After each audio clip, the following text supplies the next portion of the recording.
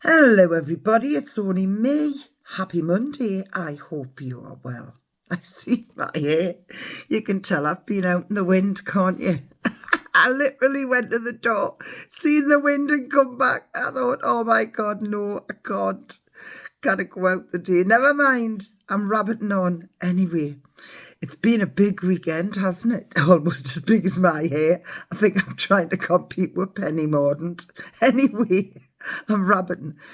The EU elections. Well, I think it's quite plain there's been a move to the right. The Green Party suffered. They suffered the most. They lost lots of seats.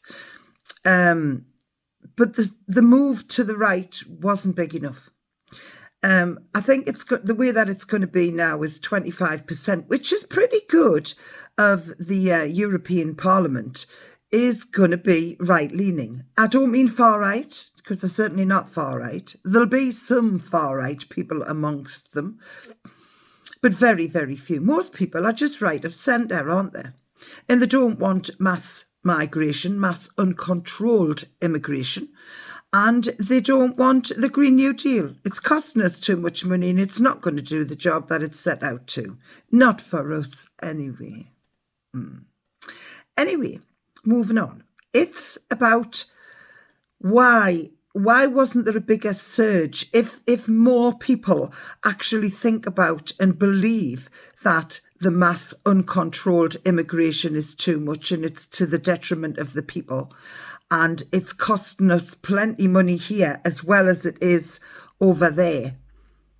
Why didn't they get more seats? As much as I'm not saying that they didn't do really well, they did. Why didn't they get more? The reason they didn't get more was because lots still stayed at home, obviously. Now, I don't know what the turnout was, which I need to have a look at that, but it's plain from the different blogs and everything that I've seen today is they did well, but they were expecting a lot more. That's probably to do with turnout. Now, I think that's what's going to happen to us here as well. I think people afterwards are going to say, oh, wow, look, he won a seat. Oh, wow, look, Farage, he got in. What's he going to do on his own? If he does get in, he might not. Might be 7 times a loser. Who knows, 8 times, whatever it is. But what happens if people say, oh, well, I didn't bother voting, I didn't bother going. My vote doesn't count. My vote counts for nothing. I went out and I voted. I voted in 2016 and look what's happened. We didn't get Brexit. That's not our fault. That's certainly not your fault or my fault. They didn't like the result. They wanted to change it. They wanted to keep in with the EU, the bigger picture, the big plan. Which, of course, we all know is digital ID, central bank digital currency, social credit system. That's the big picture to control us all. But if you don't get off your bum, you're not going to change anything. I did do that video the other day about, basically debunking everything that they said, because this two-party system is a pain. And we don't have proportional representation, which is what they've got over in the EU, which is why there's been some change. As much as it's not been the change they wanted, there's still been a change in the right direction. We don't have that. So it's going to be harder for us to get, people of the right wing in. It is going to be harder.